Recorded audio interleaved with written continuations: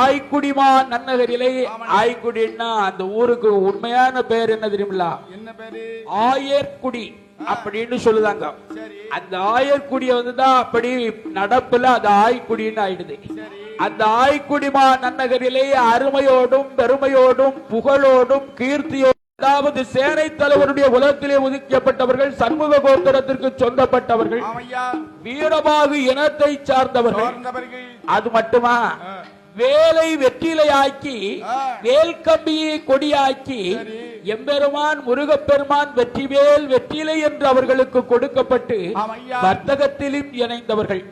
அப்படிப்பட்ட அந்த சேனை தலைவருடைய குலத்திலே உதிக்கப்பட்ட சண்முக கோத்திரத்திற்கு சொந்தப்பட்டவர்கள்.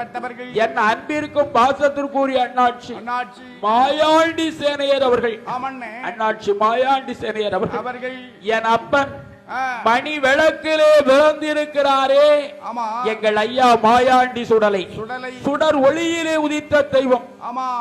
மணி விளக்கிலே பிறந்த தெய்வம், சுடர் ஒளியிலே உதித்த தெய்வம்.